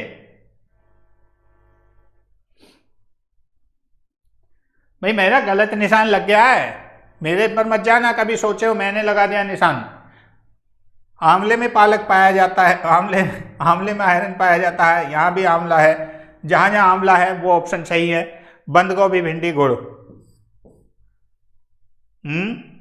आयरन जो पाया जाता है आपके पालक में भी पाया जाता है, बहुत बढ़िया, दोनों में आ रहा है। अब यहां तीसरा ऑप्शन बचता है, तीसरा ऑप्शन बचता है यहां, गुड़ में सबसे ज्यादा, आलू में कट। तो यानी कि ऑप्शन नंबर ए जो है वो बिल्कुल सही होगा। जो आयरन की मात्रा है वो आंवला है, पालक है, गुड़ है, इसमें पाया जाता है, यानी कि ऑप्शन नंबर ए वो बिल्कुल सही है, सबसे अच्छी मात्रा में पाया जाता है। बिल्कुल बहुत बढ़िया आपके आंसर आ रहे थे। आंवला पालक गुड़ इन सब में आयरन होता है, बहुत बढ़िया। जो खोलकर पूर्ति करता है या खाकर पूर्ति करता है? राजकुमार जी, खोलकर पूर्ति करता है या खाकर पूर्ति करता है, जल्दी से बताइए। हमारे देश के लगभग सभी भागों में मिर्च का उपयोग भोजन पकाने में किया जाता है। हमारे देश में मिर्च को लाने वाले व्यवसायी आए थे कहां से, यह आपको बताना है। मिर्च को जो लाया गया सबसे पहले कहां पर लाया गया, बहुत जल्दी से बताइए। बिल्कुल सही बात है आफ्ताब जी, बिल्कुल अच्छा आपने कहा, और लाइक और कमेंट्स करते रहे। हमारे देश के लगभग सभी भागों में मिर्च का उपयोग भोजन पकाने में किया जाता है, और हमारे देश में मिर्च को लाने वाले व्यवसायी आए थे कहां से? उज्बेकिस्तान से आए थे, दक्षिण अमेरिका से आए थे, अफगानिस्तान से आए थे, या ऑस्ट्रेलिया से आए थे, ये आपको बताना है। बहुत जल्दी से इसका राइट आंसर क्या होगा? बी। गुड इवनिंग जी, गुड इवनिंग, रॉक क्लासेस जी बहुत दिन बाद दर्शन दे रहे हैं, बहुत बहुत धन्यवाद। और देखते हैं यहां पर क्या आंसर आपका आ रहा है। अच्छा कोई बात नहीं राजकुमार जी, कभी कभी ऐसा भी होना चाहिए, थोड़ा बहुत हंसते रहना चाहिए, ऐसी कोई बात नहीं है। क्वेश्चन को लेकर ऐसे कभी माइंड मत किया करो, मैं तो ऐसे ही हंसता रहता हूं भाई, मुझसे भी तो गलत हो सकता है कभी कभी, यहाँ कुछ ना कुछ लिखने में कभी मिसप्रिंट भी तो हो जाती है, तो ऐसी कोई बात नहीं है, हंसते रहते हैं, एक आध चुटकुला सा बीच में आता रहता है तो थोड़ा माइंड फ्रेश होता रहा। वही मैं चाहता हूं, वही मैं बोलता हूं कि कभी भी अपने माइंड पर प्रेशर मत लो पढ़ाई का, खेल खेल में पढ़ो। जैसे ईवीएस पढ़ाते हैं, खेल खेल में पढ़ाते हैं, ऐसे ही मैं हंसते हंसते बिल्कुल माइंड को टेंशन फ्री करके पढ़े, 100% आप क्वालिफाई होंगे, टेंशन ना ले किसी बात की भी, ठीक है। बिल्कुल दक्षिण अमेरिका मिर्च लाए थे, बिल्कुल पुर्तगाली, बिल्कुल सही कहा, ऑप्शन नंबर 2 इसका राइट आंसर है, बिल्कुल सही बात है। मिर्च जो सबसे पहले मैक्सिको में उगाया जाता था, मिर्च को सबसे पहले मैक्सिको में उगाया जाता था।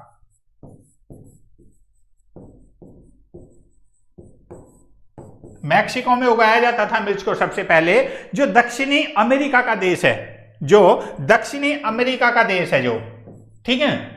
और बहुत सारे जो मिर्च उत्पादक हैं जो विश्व के बहुत सारे भागों में फैले हैं, और लगभग 16वीं शताब्दी में जो पुर्तगालियों के द्वारा मिर्च जो थी वो भारत में आई थी, 16वीं शताब्दी में, 16वीं शताब्दी में जो मिर्च आई थी भारत में आई थी, ठीक है। इसके बाद इसका राइट आंसर भी, इसके बाद नेक्स्ट क्वेश्चन आपकी स्क्रीन पर आता हुआ ये रहा, निम्नलिखित में से कौन सा पक्षी कैक्टस के पौधों के कांटों के बीच अपना घोंसला बनाता है? शकरखोरा है, बया है, कलचिड़ी है या फाख्ता है? बताइए जल्दी से, बहुत जल्दी से। बिल्कुल हाँ जी, बिल्कुल चिंता, बिल्कुल यही मैं बोल रहा था आफ्ताब जी, लर्निंग विद आउट बर्डन, बिल्कुल बहुत बढ़िया, माइंड फ्री, टेंशन फ्री रख के पढ़ाई करनी है। पूरे दिन आप पढ़ते हैं परेशान हो जाते हैं, तो एक क्लास ऐसी भी चाहिए जिसमें मनोरंजन भी होता रहे आपका।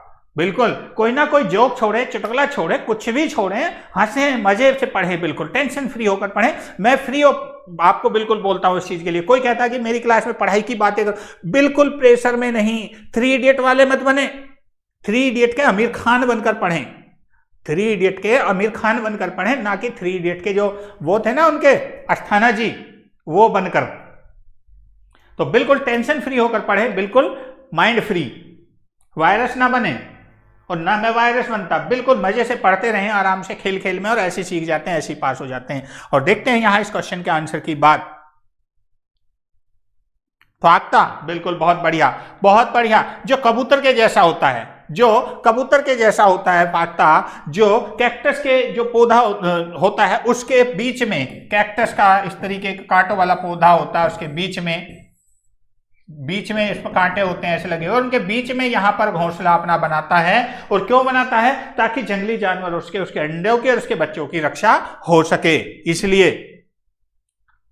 बिल्कुल बिल्कुल बहुत बढ़िया, बिल्कुल बहुत ही जबरदस्त आंसर इसका, और ऑप्शन नंबर 4 इसका बिल्कुल सही है। इसके बाद नेक्स्ट क्वेश्चन आपकी स्क्रीन पर ये रहा, बहुत बढ़िया, किसी पशु के विषय में नीचे दिए गए विवरण को पढ़िए, उस पशु को पहचानिए। ये भालू जैसा दिखता है परंतु भालू नहीं है, ये तो पहेली पूछी जा रही है। ये भालू जैसा दिखता है लेकिन भालू नहीं है। ये दिन में लगभग 17 घंटे वृक्षों की शाखाओं पर उल्टे लटक कर सोता है, और साथ में जिस पर रहता है उसी की पत्तियां भी खाता है। ये तो पहेली पूछी जा रही है आपसे, ये पहेली पूछी जा रही है, लाइक जरूर कीजिएगा। पहेली पूछी जा रही है, उसी की पत्तियां खाता और लगभग 40 साल तक जीवित रहता है। बताइए ये क्या है? ये पहेली पूछ ली आपसे, देखो ऐसे ऐसे पढ़ते हैं पहेली के साथ में। बिल्कुल बताइए जल्दी से, किसी पशु के विषय में नीचे दिए गए विवरण को पढ़िए, उस पशु को पहचानिए। ये भालू जैसा दिखता है परंतु भालू नहीं है। ये दिन के समय लगभग 17 घंटे सोता है, वृक्षों की शाखाओं से उल्टा लटक कर सोता है, और जिस वृक्ष पर रहता उसी की पत्तियां खाता है, लगभग 40 वर्षों तक जीवित रहता है। और ये कौन है? लंगूर है, चिंपांजी है, पैंडा है या स्लोथ है? बताइए। डी डी डी डी, बहुत ही जबरदस्त आंसर, बिल्कुल। दर्जन चिड़िया भी होती है, बिल्कुल सही कहा। दर्जन चिड़िया जिसको जो घोंसले को सिलकर बनाती है, इसलिए उसको दर्जन चिड़िया का नाम भी दिया जाता है। बिल्कुल सही कहा, ये भी बहुत बड़ी अच्छी जानकारी आपने दी है, बहुत बढ़िया। बिल्कुल जानकारी भी देते रहें और अपना मजे से पढ़ते भी रहें। बिल्कुल, यहां इसकी बात करते हैं। ये दक्षिण अमेरिका में मिलने वाला एक शाकाहारी जीव है। इसका मैं और बता देता हूं, ये दक्षिण अमेरिका में मिलने वाला एक शाकाहारी जीव है जिसका नाम है sloth. Option number D, option number 4, जिसका नाम है स्लॉथ। ठीक है, ये ज्यादातर उल्टा लटकता है और बहुत ही शांत स्वभाव का जीव है। ऑप्शन नंबर 4 बिल्कुल सही है। ठीक, इसके बाद बिल्कुल बहुत सही कहा। इसके बाद नेक्स्ट क्वेश्चन आपकी स्क्रीन पर ये रहा, बताइए नीचे दिए गए जीवों के समूह में से किनकी दृष्टि श्रेष्ठ होती है तथा वे मनुष्य की तुलना में 4 गुना अधिक दूरी तक वस्तुओं को देख सकते हैं। ऑप्शन ए, बाघ, तेंदुआ, सांड। दूसरा है सांप, रेशम कीट और छिपकली। तीसरा है चील, गरुड़ और गिद्ध। मधुमक्खी, मच्छर और तितली।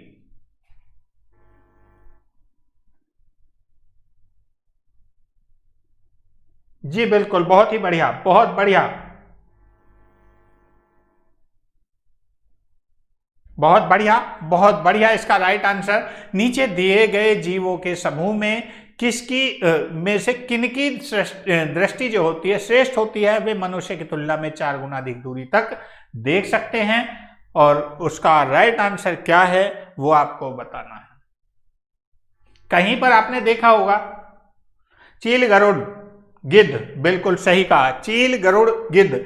इसका राइट आंसर आपका ऑप्शन नंबर सी, वो भी सही है। और अगर साथ में टाइगर को भी ले लिया जाता तो वो भी आंसर सही था। इसमें अगर बाघ को ले लिया जाता, इस बाघ को ले लिया जाता है, अगर इसको यहां भी लाया जाता तो भी ये सही होता, क्योंकि सांड और तेंदुए की वजह से बाघ को बेचारे को हटा दिया गया है। राइट आंसर आपका ऑप्शन नंबर 3, वो बिल्कुल सही है। चील है, गरुड़ है, गिद्ध है। इनकी आंखों की बनावट इस प्रकार की होती है कि ये बहुत दूर तक स्पष्ट देख पाते हैं। इसके बाद नेक्स्ट क्वेश्चन आपके स्क्रीन पर आता हुआ ये रहा, बताइए नीचे दिए गए खेती करने के विवरण को पढ़िए और इस ढंग की पहचान कीजिए।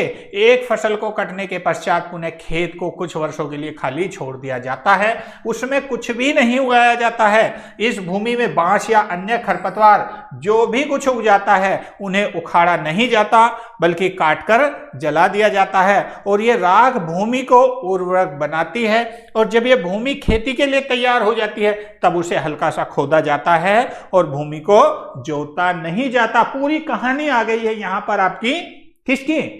स्थानांतरण खेती की। ठीक है, और उस पर बीज छिड़क कर बोए जाते हैं। स्थानांतरित खेती जो आप बार बार पढ़ते हैं, स्थानांतरित खेती जो है, क्या बात है, बहुत बढ़िया। सी 85, अच्छा 86 का आ रहा है भाई, बहुत बढ़िया, बहुत बढ़िया। यहां पर बहुत ही जबरदस्त आंसर आप लोगों के आते हुए हैं। तो नीचे दिए गए इसका जो है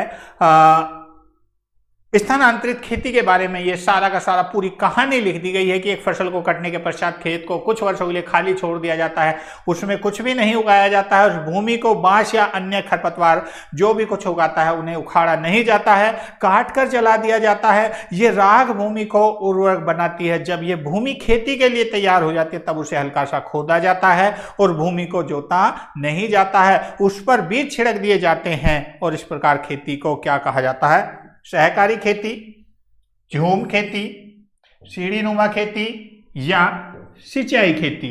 बताइए इसका राइट आंसर क्या होगा बहुत ही जल्दी से। झूम खेती, बहुत बढ़िया। कुमार गौतम जी ने कहा झूम खेती, बहुत ही जबरदस्त आंसर, बिल्कुल सही बात है आपकी। झूम खेती और या स्थानांतरित खेती, ये झूम खेती या स्थानांतरित खेती भी इसको कहा जाता है। और इसका राइट आंसर, गुड इवनिंग जी, गुड इवनिंग, बहुत बहुत धन्यवाद। इसका राइट आंसर आपका ऑप्शन नंबर बी, वो बिल्कुल सही होगा। ऑप्शन नंबर बी जो है वो बिल्कुल सही होगा। ठीक, क्लियर है भाई? पर्वतीय क्षेत्रों में इस प्रकार की खेती कहां की जाती है भाई? इसकी खेती, इस प्रकार की खेती कहां की जाती है बताइए जल्दी सी, बहुत जल्दी से। नेक्स्ट क्वेश्चन आपकी स्क्रीन पर आता हुआ ये रहा, बहुत ही जल्दी, बहुत बढ़िया। देखते हैं क्या होगा जब कोई सपेरा अपने वाद्य यंत्र बीन को बजाता है। जो वाद्य यंत्र है उसका जो बीन बोलते हैं जिसको, ये इस प्रकार की होती है। देखिए किसी ने नहीं देखी है? नहीं देखी हो तो आज बजा लीजिए। ये बीन होती है इस प्रकार की उसकी, जिसको वो बजाता है। सपेरा बीन बजा, सपेरे बीन बजा दे रहे, चलूंगी तेरे साथ, देहाती गाना है। जब कोई सपेरा अपने वाद्य यंत्र को बजाता है तो सांप उसकी ध्वनि पर अपने सिर को इधर उधर घुमाता है। आपके विचार से सांप वाद्य यंत्र के प्रति अनुक्रिया कैसे कर रहा है? बताइए, बहुत जल्दी से बताइए। एक लोकगीत है कि सपेरे बीन बजा दे रे चलूंगी तेरे साथ, और ये कहा गया है किससे? ये सपेरे से कहा था नागिन ने कि भाई तू बीन बजा और मैं तेरे साथ चलूंगी। बताइए जल्दी से, जब कोई सपेरा अपने वाद्य यंत्र बीन को बजाता है तो सांप उसकी ध्वनि पर अपने सिर को इधर उधर घुमाता है। आपके विचार से सांप वाद्य यंत्र के प्रति अनुक्रिया कैसे कर रहा है, ये आपको बताना है बहुत ही जल्दी से।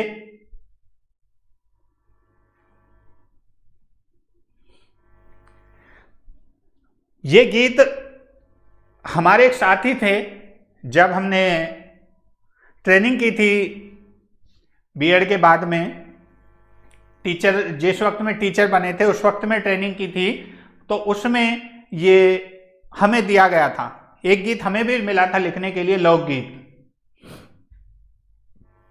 बताइए जल्दी से, जब कोई सपेरा अपने वाद्य यंत्र को बीन बजाता है तो सांप उसकी ध्वनि पर अपने सिर को इधर उधर घुमाता है। आपके विचार से सांप वाद्य यंत्र के प्रति अनुक्रिया कैसे कर रहा है? उस वाद्य यंत्र द्वारा उत्पन्न कंपनों के प्रति अनुक्रिया करके, या उस वाद्य यंत्र को सुनकर, या वाद्य यंत्र उसकी ध्वनि को सुनकर, या उस वाद्य यंत्र की गति को देखकर। और यहाँ इस क्वेश्चन के आंसर की बात करते हैं तो सांप के कोई कान नहीं होते हैं, वो अपनी त्वचा में कंपन से ध्वनि सुनता है। जो सांप होता है, अनुक्रिया नहीं राजकुमार भाई, अनुक्रिया। क्या बात है सत्यम जी, लग रहा है राजकुमार जी अनुप्रिया के चक्कर में पड़ गए हैं। उस वाद्य यंत्र के द्वारा जो कंपन होते हैं उसकी अनुक्रिया को देखकर, यानी कि सांप के जो है कान नहीं होते हैं, वो अपनी त्वचा जो होती है, त्वचा में जो कंपन होते हैं, ध्वनि के कंपन जो होते हैं उनको सुनता है। ठीक है, उनको सुनता है। और जब ऐसे में जब भी कोई सपेरा अपने वाद्य यंत्र को या बीन को बजाता है तो उसकी ध्वनि उसके सिर, उसकी ध्वनि जो है उसके सिर, जो सिर होता है वो सिर से टकराती है, और उसकी कंपन के क्रिया के आधार पर वो अपना ऐसे करता है। जैसे जैसे उसको उसके कंपन टकराते रहते हैं ऐसे ही वो बाबा जी के टुल्लू की तरह चलता रहता है। इसके बाद सत्यम जी कह रहे हैं लग तो रहा है, बिल्कुल ऐसे ही लग रहा है मुझे भी। नेक्स्ट क्वेश्चन, इसका राइट आंसर आपका ऑप्शन नंबर ए वो बिल्कुल सही है। इसके बाद नेक्स्ट क्वेश्चन आपकी स्क्रीन पर आता हुआ ये रहा। बताइए, परिवार एक इकाई होता है जिसमें माँ, पिता और उनके 2 बच्चे होते हैं। ये कथन सही नहीं है, क्योंकि इस कथन में यह स्पष्ट करना चाहिए कि बच्चे जैविक होते हैं। सही नहीं है, क्योंकि परिवार कई प्रकार के होते हैं और परिवार का केवल एक ही प्रकार में वर्गीकरण नहीं किया जा सकता। चलो, सत्य है क्योंकि ये किसी आदर्श परिवार का आकार है। डी, सत्य है क्योंकि ये सभी भारतीय परिवार इसी प्रकार के होते हैं। देखते हैं क्या इसका आंसर आप लोग दे रहे हैं। बताइए जल्दी से, इसका राइट आंसर क्या होगा? 88 का बी आ रहा है। 88 का बी आ रहा, बाकी देखते हैं आप लोग क्या दे रहे हैं, अभी तो हमें पता नहीं है। ओहो, सभी का बी आ रहा है, बहुत ही बढ़िया, बहुत ही जबरदस्त, बहुत ही जबरदस्त आंसर आप लोगों का आ रहा है। परिवार एक इकाई होता है जिसमें माँ, पिता और उनके 2 बच्चे होते हैं। ये कथन सही नहीं है, क्योंकि परिवार कई प्रकार के होते हैं तथा परिवार का केवल एक ही प्रकार में वर्गीकरण नहीं किया जा सकता। आकार के आधार पर बात करते हैं तो मनुष्य में परिवार 2 प्रकार के होते हैं, एकल परिवार और संयुक्त परिवार। एक तो एकल परिवार होते हैं और वो संयुक्त परिवार। एकल परिवार की बात करते हैं तो उनके माता पिता और उनके बच्चे उसमें होते हैं, माता पिता बच्चे होते हैं, जो कि एक छोटा परिवार का आकार हो सकता है या छोटा परिवार उसे कह सकते हैं। और दूसरे अगर संयुक्त परिवार की बात करते हैं तो संयुक्त परिवार के अंदर चाचा हो सकते हैं, चाची हो सकती है, ताऊ हो सकते हैं, बुआ हो सकते हैं, और कौन कौन हो सकते हैं, ताऊ ताई हो सकते हैं, और क्या हो सकते हैं, नाना नानी हो सकते हैं, और कौन सकते हैं, मम्मी पापा मौसी, और भी बहुत सारे लोग उसके अंदर हो सकते हैं। तो एक ये जो है आपका ऑप्शन नंबर 2 वो बिल्कुल सही है। ऑप्शन नंबर 2 वो बिल्कुल सही है, क्योंकि ये ही ऑप्शन सही नहीं है, क्योंकि परिवार कई प्रकार के होते हैं और एक प्रकार में वर्गीकरण नहीं किया जा सकता। ये है पॉइंट, ठीक है, बिल्कुल सी नहीं होगा अंजलि जी इसका। कालबेलिया एक डांस होता है जो सपेरों के द्वारा किया जाता है। बहुत ही बढ़िया क्वेश्चन आपने किया यहाँ पर, बिल्कुल सही, बहुत बढ़िया। और कई बार ये आ चुका है क्वेश्चन, इस प्रकार से पूछा जाता है। इसके बाद नेक्स्ट क्वेश्चन आपकी स्क्रीन पर आता हुआ ये रहा, बताइए बहुत ही जल्दी से। एक नेक्स्ट क्वेश्चन है, मानव के पेट में अमाशय रस की प्रकृति कैसी होती है? पाचन में सहायता करता है। मानव के पेट में अमाशय रस की प्रकृति जो पाचन में सहायता करता है कैसी होती है, आपको ये बताना है। उभयधर्मी होती है, उदासीन होती है, अम्लीय होती है, या क्षारीय होती है? बताइए बहुत जल्दी से कैसी होती है। कोई दिक्कत नहीं, बिल्कुल। क्लास का टाइम, निकिता जी मेरी क्लास डेली 9 PM पर होती है। 9 PM 9 बजे रात को डेली होती है। बिल्कुल टेंशन ना लें, रात को 9 बजे मेरी क्लास डेली होती है। और मैं चाहे आंधी में बारिश कुछ भी हो जाए, मैं आपको जरूर मिलूंगा, चाहे ऑनलाइन मिलूं या ऑफलाइन मिलूं, आपका लॉस नहीं करूंगा। हो सकता है एक आध दिन आपका दावत मानी हो जाए। अम्लीय होती है, चलो बहुत बढ़िया। एसिडिक, बहुत बढ़िया। चलो देखते हैं मानव के पेट में अमाशय रस की प्रकृति कैसी होती है जो पाचन में सहायता करता है। अगर बात करते हैं मानव के पेट की, तो मानव के पेट से जो स्रावित होने वाले रस हैं जिसको अमाशय रस बोला जाता है, उसकी प्रकृति कैसी होती है? ऑप्शन नंबर 3 एसिडिक यानी कि अम्लीय होती है। ये भोजन पचाने में सहायता करती है और साथ ही पेट में क्षारीयता को भी संतुलित करता है। जो पेट का जो क्षारीयता होती है उसको भी ये संतुलित करने का काम करता है। तो इसका राइट आंसर आपका ऑप्शन नंबर 3 वो बिल्कुल सही है। ऑप्शन नंबर 3 जो है वो बिल्कुल इसका सही है, एपेनार। ठीक है, एपेनार बना दिया है। हमने नहीं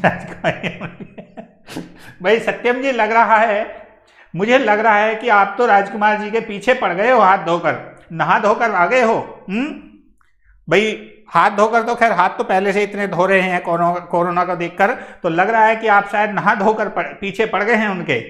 हर पॉइंट को ढूंढने राजकुमार जी, संभल कर रहिएगा सत्यम जी से। सत्यम जी, मैं क्या, राजकुमार जी बच के रहिएगा सत्यम जी से, एक एक पॉइंट पकड़ रहे हैं अब आपके। इसके बाद नेक्स्ट क्वेश्चन आपकी स्क्रीन पर आता हुआ ये रहा। थैंक यू, धन्यवाद, नमस्कार। आज के समाचार यहीं पर समाप्त किए जाते हैं और मेरी क्लास डेली आपको मिलती है। डेली ये लिखा हुआ, डेली लाइव क्लास 9 PM, पढ़ लीजिएगा। किसी ने अगर नहीं पढ़ा हो, थैंक यू फॉर वाचिंग। और भाई उम्मीद कर रहा हूं कि क्लास आपको अच्छी लगी होगी, और अच्छी लगी है तो लाइक और शेयर जरूर कीजिएगा। मौज मस्ती के साथ पढ़िएगा, मौज मस्ती के साथ में आज नहीं, बहुत मजे से पढ़िए, मस्ती कीजिए जितना मस्ती कर सकते हैं। बिल्कुल पढ़ाई करते रहिए, मस्ती करते रहिए, जैसे मर्जी चाहे पढ़ें, ठीक है। और जो लोग आज फर्स्ट टाइम मेरी क्लास में आए हैं, अगर मेरी क्लास अच्छी लगी है तो चैनल को सब्सक्राइब कर लीजिएगा, और वीडियो को लाइक करना तो भूले ही ना। वीडियो लाइक जरूर करें, और जब लाइक करेंगे तो भाई अगली बार हम आपके सामने जरूर आएंगे, ठीक है। तो दोस्तों चिंता ना करें, बिल्कुल भी माइंड से प्रेशर निकाल दीजिए एग्जाम का। कोई दिक्कत नहीं है, एग्जाम की कोई टेंशन नहीं है। 100% पास हो जाए। पास तो चुटकियों में हो जाते हैं, कोई ऐसी मुश्किल नहीं है पास होना।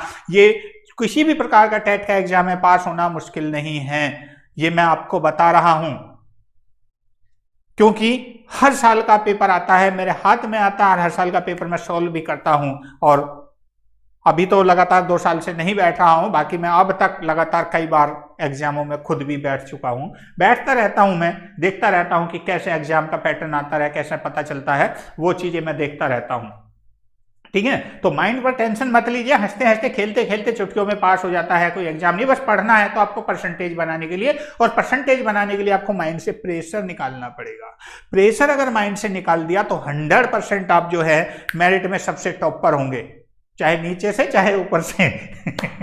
अरे भाई ऐसी कोई बात नहीं है, बिल्कुल टॉप आएंगे। ठीक है, मेरी दुआएं आपके साथ हैं बिल्कुल, और ऊपर वाले के से बिल्कुल दुआ करेंगे। तो थैंक यू, नमस्कार, धन्यवाद। मुलाकात करते हैं कल की क्लास में दोबारा। जय हिंद, जय भारत।